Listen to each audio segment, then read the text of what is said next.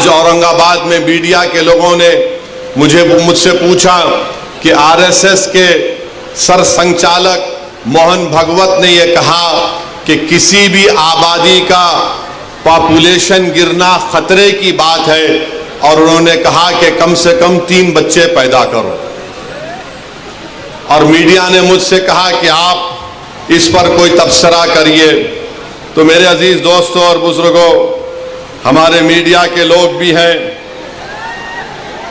और माशाल्लाह से पुलिस आज फिर नोटिस दी मेरे को। तो खैर, कानून के दायरे में रहकर हम हमेशा बात करते आए और इंशाअल्लाह बात करते रहेंगे। मोहन भागवत ने कहा कि 3 बच्चे पैदा करो।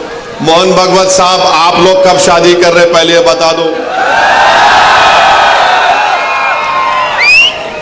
अब 3 बच्चे पैदा करो बोल रहे।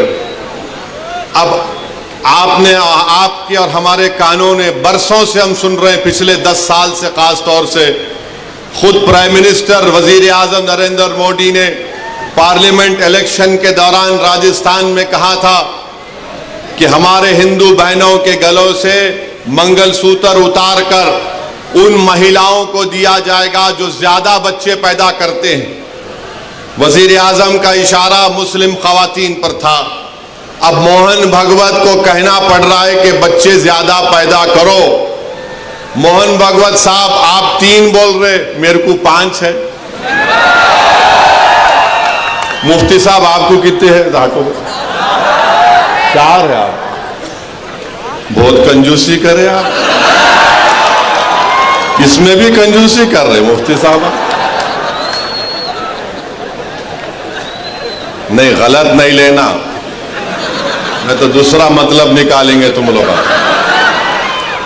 इम्तियाज साहब को खाली 2 ही है। अब मोहन भागवत बोल रहे, अरे ठहर जा भाई, मोहन भागवत बोल रहे 3 पैदा करो। ऑर्गेनाइजर आरएसएस की एक मैगजीन है तायीद करने वाली। अक्टूबर 2021 को ऑर्गेनाइजर मैगजीन ने लिखा कि मुसलमानों की आबादी बहुत बढ़ रही है, इसको कम करना चाहिए। अब मोहन भागवत बोल रहे 3 पैदा करो। झारखंड में इलेक्शन हुआ, झारखंड में बीजेपी ने एक इश्तिहार बनाया, और इश्तिहार ये था कि एक हमारे हिंदू भाई बहन घर में बैठकर खाना खा रहे हैं, टेबल पर खाना खा रहे हैं, घर के अंदर बेल बजती है। जब दरवाजा खोलते हैं तो क्या देखते हैं कि घर के बाहर कम से कम 40-50 मुसलमान खड़े हुए हैं, बुर्खापोश खवातीन खड़े हुए हैं, टोपी पहनने वाले मुसलमान पहने हुए। अचानक हिंदू बहन के घर में आ गए और घुस के खाना वाना बैठकर घर में बैठ गए। इलेक्शन कमीशन को वो एडवर्टाइजमेंट को बैन करना पड़ा। अब मोहन भागवत बोल रहे 3 बच्चे पैदा करो। भाई, वो पटाखे बंद कर दीजिए, तकरीर हो रही है, पटाखे मत फोड़िए वरना मैं बैठ जाता हूं फिर। मोहन भागवत जो बोल रहे हैं, मैं आपको बता रहा हूं कि कितने मर्तबा हमने सुना कि मुसलमान आबादी बहुत बढ़ा रहे हैं। हकीकत यह है कि 2060 में, अभी हम 2024 में हैं, 36 साल के बाद हमारे हिंदू भाई बहनों की आबादी स्टेबलाइज हो जाएगी 74.7% पर, और उसके 40 साल बाद 2100 ईस्वी में मुसलमानों की आबादी स्टेबलाइज हो जाएगी 18.8%। यानी मुसलमान की आबादी कभी भी इस मुल्क में हमारे हिंदू भाई बहनों की आबादी से ज्यादा नहीं होगी। मगर ये झूठ आरएसएस पिछले 70 साल से फैला रही है। बीजेपी ये झूठ को फैला रही है कि मुसलमान इतनी आबादी बढ़ रही है, इतने बच्चे पैदा कर रहे हैं कि एक दिन इस देश में उनकी आबादी बढ़ जाएगी। ये इनका पहला झूठ। उनका दूसरा झूठ आपको बता रहा हूं, फर्टिलिटी रेट 92-93 में मुसलमानों का 4.41 था। 2019 और 21 में ये नेशनल फैमिली हेल्थ सर्वे मुसलमानों का फर्टिलिटी रेट 2.36 है, माने 92-93 में 4.41 से 2.36 पे आ गया। हमारे हिंदू भाई बहनों का फर्टिलिटी रेट 92-93 में 3.30 था, अब 1.94 है। मगर सबसे ज्यादा गिरावट आई है फर्टिलिटी रेट में मुसलमानों के। और फिर ये लोग बोलते कि हम लोग कॉन्ट्रासेप्टिव इस्तेमाल नहीं करते, माने कॉन्ट्रासेप्टिव को उर्दू में क्या बोलेंगे, हमल रोकना, हाँ हमल रोकना। आपको जानकर ताज्जुब होगा कि सबसे ज्यादा कॉन्ट्रासेप्टिव मर्दों में यूज करने वाले मुसलमान मर्द हैं। अब आप बताओ, आपका कारोबार चल रहा है मगर आप गाली हमको दे रहे हैं। तो मेरे अजीज दोस्तों और बुजुर्गों, ये बीजेपी और आरएसएस की तरफ से झूठ, और फिर आप मुस्लिम खवातीन भी कॉन्ट्रासेप्टिव इस्तेमाल करती है, डेटा है। हिंदू खवातीन 67.9 तो मुस्लिम खवातीन 60.2 इस्तेमाल करती है। मगर आज मोहन भगवत को मानना पड़ा। मैं ये बात हमेशा कह रहा हूं कि इस मुल्क में 25-30 साल के बाद एक बहुत बड़ी आबादी ज़ईफ लोगों की रहेगी, बहुत बड़ी आबादी ज़ईफ लोगों की रहेगी। उनके लिए क्या कर रहे हैं बताओ? जब इतनी बड़ी आबादी, मुल्क की आज 140 करोड़ की आबादी में अगर 30 साल के बाद करीब 35-40 करोड़ के करीब बुजुर्ग लोग रहेंगे तो उनके लिए तैयारी आज से करना पड़ेगा। मगर नहीं, उसकी तैयारी नहीं कर रहे। अब आरएसएस को बोलना पड़ रहा है कि बच्चे पैदा करो, ज्यादा पैदा करो, क्योंकि जापान, वहां की आबादी बूढ़ी हो चुकी है। यूरोप के कई ममालिक हैं, उनकी आबादी बूढ़ी हो चुकी है। आज भारत में, जिसको अंग्रेजी में डेमोग्राफिक डिविडेंड बोलते, कि सबसे ज्यादा नौजवान अगर आबादी पूरे दुनिया में है तो भारत में है। मगर नरेंद्र मोदी उन नौजवानों को रोजगार देना, उन नौजवानों को जाकर बोलना मालेगांव में तुम्हारे पावरलूम की इंडस्ट्री को हम अच्छा करेंगे, तुम यहां पर काम करो, यहां के पूरे महाराष्ट्र की इकोनॉमी को प्रमोट करना, कुछ नहीं। मुल्क में इंडस्ट्रीज को कायम करना, कुछ नहीं। मुल्क में रोजगार की स्कीमों को नाफिज करना ताकि नौजवानों को रोजगार मिल सके, कुछ नहीं। जो नौजवान आर्मी एयरफोर्स में जाता था, जिसके लिए विखार की बात समझी जाती थी, नरेंद्र मोदी ने कहा 4 साल अग्निवीर करो और 4 साल के बाद तुमको 15-20 लाख मिलेंगे, चले जाओ। कुछ नहीं प्लानिंग है। 30 साल के बाद सबसे ज्यादा बुजुर्गों की आबादी भारत में रहेगी। अब मोदी क्या कर दिए, बीजेपी आरएसएस क्या कर दिए, एक ही काम पे लगा दिए सबको, जाओ गड़े खोदो, देखो अंदर से क्या निकलता। जाओ मस्जिद में गड़ा खोदो, उसमें से अलाउद्दीन निकलते नहीं निकलते देखो। अरे हर जगह पर जहां भी जाओ बस गड़ा खोदो, सर्वे सर्वे सर्वे। नहीं यहां पर कुछ था, कब था रे भाई? नहीं 500 साल पहले था। अम्मा तेरे को कैसे मालूम 500 साल पहले था? नहीं था, हम सुने। अरे हम भी सुने नहीं था, क्या करेंगे तुम? संभल की मस्जिद आप बताइए, 500 साल पहले वहां पे मस्जिद नहीं थी। अरे मेरे भाई 500 साल पहले अगर तुम जाओगे तो मैं तुमको 2000 साल पहले लेके जाऊंगा। जैन और बौद्ध मजहब के लोग भी खड़े होकर बोलेंगे यहां पर भी हमारी मजहब इबादत गाहें थे। हम भारत को विकसित भारत बनाना चाहते हैं, नहीं बनाना चाहते, मगर भारत को 500 साल पीछे लेके जाना चाहते। अरे वो मुल्क, वही मुल्क ताकतवर बनेगा जो आगे देखेगा। मगर नहीं, नरेंद्र मोदी 1526 पे नजर है। अरे मोदी नजर रखो, विकसित भारत का तो तुम नाम लेकर झूठ बोलते हो। अरे तुम नजर रखो कि 70 साल के बाद इस देश में क्या होगा, इस देश में गरीबी कितनी बढ़ जाएगी, मगर उसके बारे में फिक्र नहीं। संभल की मस्जिद का मसला खड़ा कर दिए। और क्या मसला है संभल की मस्जिद का? कोई, रुक जाओ भाई, वो कुर्सियां छोड़ दीजिए, कुर्सियां भाई डिस्टर्ब मत करिए, थोड़ी देर के लिए सुनिए। रुक जाइए भाई, जो कौन है, थोड़ी देर के लिए रुक जाइए। संभल की मस्जिद में जो लोग कोर्ट को गए, वो कोर्ट में ये बोलकर गए कि हमको मस्जिद के अंदर जाने का परमिशन मिले।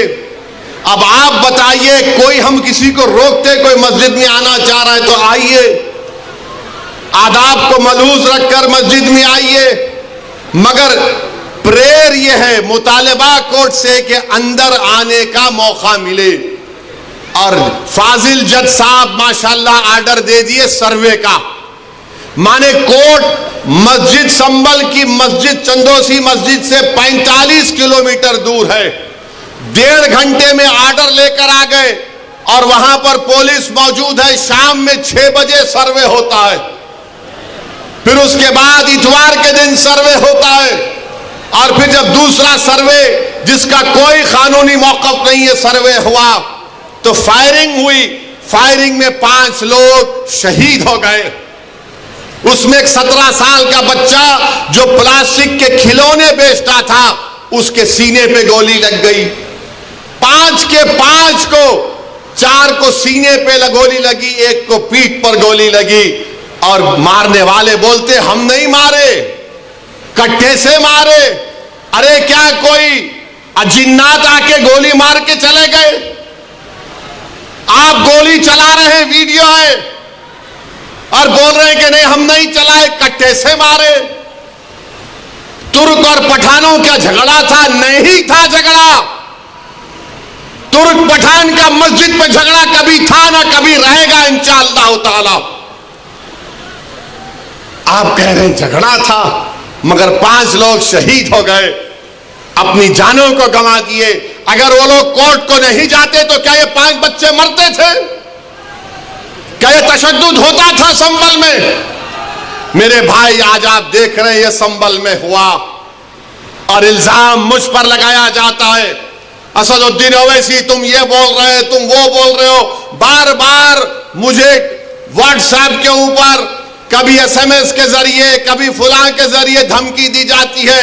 अरे जालिमों, याद रखो, मैं मस्जिद बचाने के लिए, खानखाहों को बचाने के लिए, दरगाहों को बचाने के लिए, वक्फ की जायदाद को बचाने के लिए, जमहूरियत को बचाने के लिए, कानून की बालादस्ती के लिए, इंसाफ के लिए मैं एक बार नहीं 1000 मर्तबा मरने को तैयार हूं। तुम क्या करोगे बताओ? तुम समझ रहे कि हम खामोश बैठ जाएंगे? ऐसे 12 दरगाह और मसाजिद पर केस डाल दिया गया है कि यह मस्जिद नहीं थी, फुला था, ये था। सलीम चिश्ती रहमतुल्लाह अलैह की दरगाह पर केस डाल दिया गया। सुल्तान हिंद ख्वाजा अजमेरी के आस्थाने पर केस डाल दिया गया।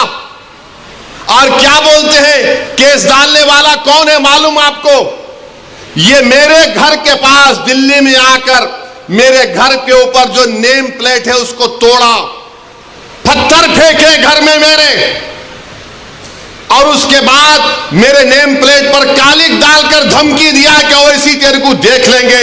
अरे कमीने, कभी बोल कर आना, मर्द का बच्चा है तो मैं ठहरता हूं सामने। बस आते कैमरा लेके फाइबर फेंके भाग। अरे बोल क्या आ रहा हूं कल तेरे पास तो मैं भी ठहरता हूं, देखेंगे 6 फुट 2 इंच क्या करता है।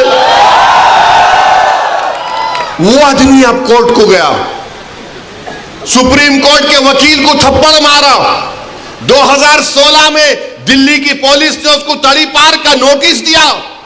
वो कोर्ट में केस डाल रहा है कि ख्वाजा अजमेरी का आस्थाना नहीं है, वहां पर कोई और जगह थी। हवाला क्या दे रहा है? 1901 की किताब, 1901 की किताब का भरोसा करेंगे या फिर 13वीं सदी की किताब? खजाइने फुतुहा, जिसको अमीर खुसरो रहमतुल्लाह अलैह ने लिखा, किसकी किताब पे यकीन करेंगे? 1901 में कोई दीवाना लिख रहा, नहीं, रिवायत ये बताती है। अबे रिवायत बहुत बातें बताती है, यकीन कर लेंगे क्या? पार्लियामेंट ने कानून बनाया कि 15 अगस्त 47 को जो मस्जिद, मंदिर, गिरजाघर, गुरुद्वारा रहेगा वो सील है, बंद है, उस पर कोई छेड़खानी नहीं होगी, उसका कन्वर्जन नहीं होगा, उसका कैरेक्टर नहीं बदला जाएगा। मगर ये क्या हो रहा है? क्या हो रहा है हमारे मुल्क में? 800 साल की दरगाह ख्वाजा गरीब नवाज सुल्तान हिंद की, और सुनो इख्तिदार की कुर्सियों पर बैठने वालों, दिल्ली के इख्तिदार पर बैठने वाले सुनो, ख्वाजा हिंदुस्तान का सुल्तान है, उसके बाद कोई सुल्तान को नहीं मानते हम। ख्वाजा के आस्थाने पर चले गए, गरीब नवाज के आस्थाने पर चले गए। अरे कौन सी किताब तुम्हारी? नहीं, वो फुला दीवार को ऐसा खिकोरे तो उसको ऐसा रंग निकाले तो छतरी निकलती। अबे तेरे घर में मैं अगर 1000 फीट खोदा तो उसमें भी खाने जहां खां की मलबा निकलता, क्या करेगा? दे देता मेरे को, क्या करेंगे? नहीं, वो था। याद रखो, ये मुल्क कमजोर हो जाएगा। 5 बच्चों की जानें चले गईं, वो मरे नहीं, वो शहीद हैं। तुमने उनको गोली मारकर उनका कत्ल किया है, तुम कातिल हो। तुमने गरीब मां बाप को अपनी औलाद से महरूम कर दिया है। अरे ये मीडिया को लीक करते नहीं, वो पत्थर फेंक रहे, वो फुला कर रहे। अरे मस्जिद है, अल्लाह का घर है, तुमको क्या राइट देता है? किसी भी इबादत जहां पर अगर तुम जाओगे तो लोग क्या खामोश बैठ जाएंगे? 800 साल की दरगाह, वहां बोल रहे नहीं, ये नहीं था, वो नहीं था। हम भारत के प्रधानमंत्री से पूछना चाह रहे, नरेंद्र मोदी, क्या आप ये तमाम इन लोगों को रोकेंगे या फिर ये देश इसी तरह चलता रहेगा कि हर मस्जिद पे सवाल कर दो, हर दरगाह पे सवाल उठा दो? मेरे भाई 12 मुकदमे आयद हो चुके हैं ज्ञानवापी पर, मथुरा की शाही ईदगाह पर। वहां पर तो 1965 में मुसलमानों ने हिंदू भाई बहनों से मिलकर बैठकर तस्वीया कर लिया। 8 एकड़ जमीन मुसलमानों ने वक्फ की थी कि लो, ये क्रिसमस स्थान है, आपके लिए मोतबर जगह है, आप बनाओ यहां पर। 65 में सुन्नी वक्फ बोर्ड की इजाजत से एग्रीमेंट हो गया हिंदू मुसलमान में। 2023 में कोई आके बोला वो कौन हिंदू होते, वो पूरी जगह हमारी है। टीले वाली मस्जिद लखनऊ की, ऐसे 12-13 मुकामात हैं। सुप्रीम कोर्ट ने राम मंदिर के फैसले में कहा कि 91 का एक्ट भारत के संविधान का एक अटूट हिस्सा है। और फिर उसके बाद डीवाईसी चंद्रचूड़ सीजीआई थे, वो खामोश हो गए। ओरल ऑब्जर्वेशन किया कि नहीं, सर्वे को असर्टेन करने में क्या बुरी बात है? अरे बुरी बात यह है कि सर्वे कोई एकेडमिक एक्सरसाइज नहीं है। सर्वे क्यों किया जा रहा है? ज्ञानवापी मस्जिद में वजू खाने को सील हो गया। ज्ञानवापी मस्जिद के जुनूबी तरफ हमारे पास नहीं है, वक्फ की जायदाद नहीं है। वो क्या क्या करेंगे आप? और जब बाबरी मस्जिद का फैसला आया था, मैं पुकार कर कह रहा था ये गलत फैसला है, इसके बाद बहुत सी चीजें खुलेंगे। तो मेरे खिलाफ ये वही लोग हैं जो आज इस असेंबली के इलेक्शन में इनको और दो, उनको और दो ऐलान किए थे।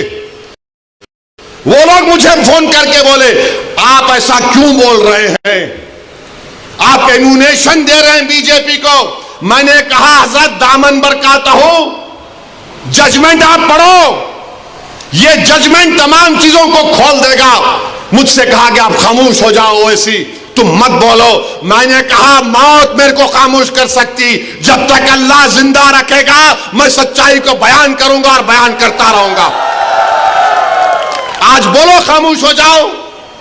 मैं जब कह रहा था तो कोई बोल रहे हैं मत बोलो, इनको क्या है, ये भड़काऊ भाषण दे देते, इनको क्या है, इनको टीवी पे जाके बोलने का शौक है।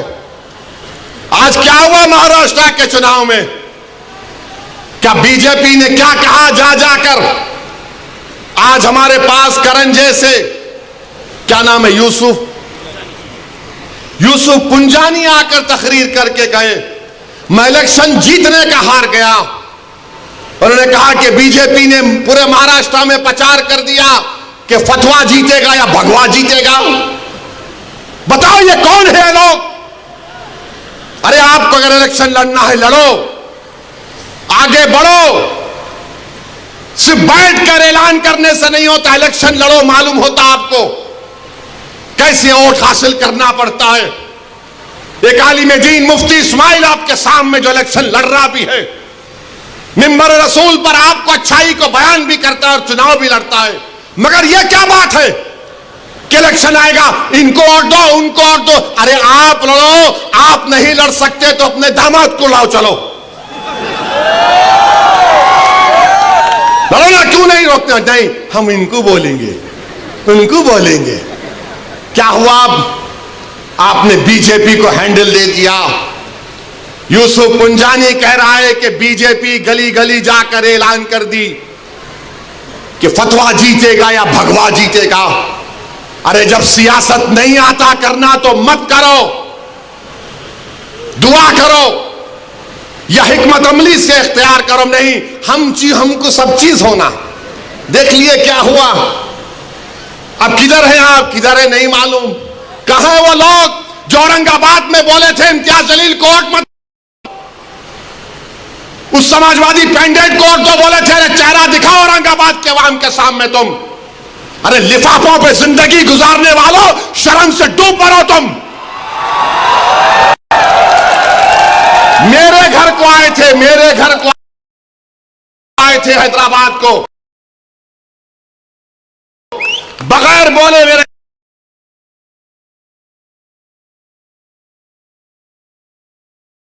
घर को आए। मैं वक्फ के बिल की मीटिंग में जा रहा था, पलट मेरा गार्ड फोन करा के साहब इतने लोग आए, मिला, घर पे आए तो मैं कहा कि मेरा घर इतना बड़ा नहीं है, आप लोग 20 लोग ले लीजिए, को बिठा, वो बात करे, बात करा, लेटर लिख के दिए को टिकट दो, मला मैं गौर करूंगा। फिर जाने से पहले कि अंग्रेजी कुरान का तर्जुमा जो टर्की छपा हुआ है उसकी 4 कॉपियां इन जिम्मेदारों को दिया कि आप मेरे घर को आए, ये अल्लाह के वली की कुरान का तर्जुमा है। एक एक हाथ में दिया तो औरंगाबाद जाके बोले हम घर को गए थे, हमारे को चाय तक नहीं। अरे आप पहले से बोल देते तो नान खलिया खिला देता मैं। मेरे को नहीं मालूम था कि तुम मेरे घर को खाना खाने आ रहे। कुरान करीम दिया ना हाथ में, अल्लाह का कलाम तुम्हारे हाथ में दिया, तुमको उसका भी लिहाज नहीं है और तुम दावा करते हो कौन का। बहुत बोल सकता हूं, याद रखो मेरी जबान को लगाम नहीं है, तुम्हारा घर से निकलना महाल कर दूंगा मैं यहां पे।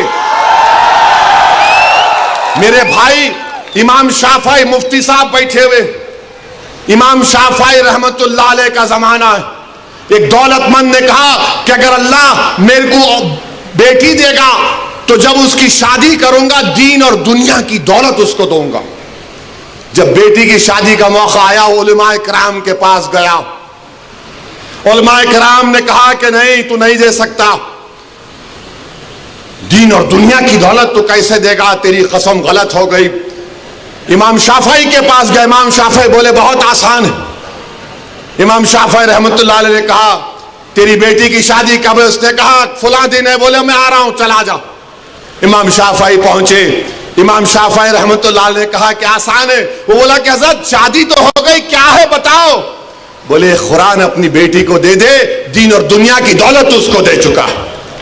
मैं उनको दिया, 4 कुरान दिया उनको और बोल के दिया कि आप मेरे घर को आए, मुझे पता नहीं है, मैं वकीलों की मीटिंग में जा रहा था, पलट कर आया आपके लिए, ये कुरान करीम का तोहफा आपको दे रहा हूं। अरे तुमको ओवैसी से मजलिस से नफरत है, मगर कुरान करीम की तो अजमत का तुम लिहाज रख लेते।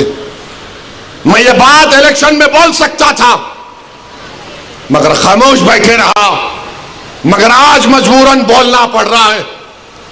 याद रखो, तुम लोग जो काम कर रहे हो ना, तुम महाराष्ट्र के मुसलमानों को ना सिर्फ कमजोर कर रहे हो, बल्कि तुम उनकी आवाज का गला घोट रहे हो। अरे तुम इलेक्शन लड़ो, हम तुम्हारी तायीद करने को तैयार हैं। कब तक तुम ये सियासत करोगे कि उन्हें बोल दिया, इन्हें बोल दिया? जिसको तायीद किए औरंगाबाद में वो खाली 5000 वोट लिया, 5000 वोट लिया। नासिर के खिलाफ कितने वोट लिया उन्हें? 10,000 वोट लिया। और नासिर हारे 8,000 वोट से। जो जिसकी तायीद का ऐलान किया वो 5,000 और इम्तियाज जलील हारे 1100 वोट से। धूलिया से फारूक शाह के खिलाफ आपने ऐलान किया, वो 10,000 पे निपट गया। फारूक शाह 70,000 वोट लिए, सिर्फ 1700 वोट लिया वो जालिम, सिर्फ 1700 वोट लिया। फारूक शाह 70,000 वोट लिया। अतीक को आपने तायीद नहीं की, किसी और को बोल दिया। अरे क्या कर रहे हो तुम लोग? मत करो। तुम्हारा एहतराम और तुम्हारी अजमत हम करते हैं, मगर आप जो काम कर रहे वो मुसलमानों के हक में नहीं कर रहे हैं। आपने हैंडल दे दिया बीजेपी को, बीजेपी ने पूरा प्रचार कर दिया और क्या नतीजा निकला जा आप देखो। कल ये बीजेपी की सरकार अगर कुछ करेगी तो कौन आके लड़ेगा? आप आएंगे रोड पे? यही इम्तियाज जलील, यही फारूक शाह, यही मुफ्ती इस्माइल, यही नासिर सिद्दीकी, यही फारूक शाब्दी, यही वारिस पठान मैदान में उतर के मुकाबला करेंगे। मेरे भाई, पहचानो इन लोगों को। मैं नहीं बोलना चाह रहा था, मगर आज मैं जरूरी है सच्चाई को बयान करने के लिए कह रहा हूं। बहरहाल मेरे अजीज दोस्तों और बुजुर्गों, अपने मस्जिदों को आबाद रखो। जो लोग मस्जिदों को छीनना चाहते हैं उसका जवाब क्या है? अपनी मस्जिदों को भरे करो। तुम्हारी जुमे की नमाज फजर की नमाज में उतनी तादाद होनी चाहिए। तुम्हारी मगरिब की जमात में जितने लोग होते हैं उतना जहर में होना चाहिए। दरगाहों को आबाद रखो, खानखाओं को आबाद रखो। दरगाह और खानखाओं पर अल्लाह के नाम पर दिल पर ज़रब मारते रहो। डरने और घबराने की जरूरत नहीं है।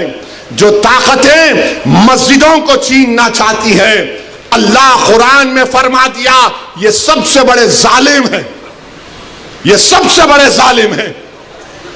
अब ख्वाजा अजमेरी के आस्थाने तक आप पहुंच गए, सलीम चिश्ती के आस्थाने पर पहुंच गए। याद रखो जालिमों, ये वो सूफिया इकराम हैं जो बादशाहों की तरह दौलत नहीं थी,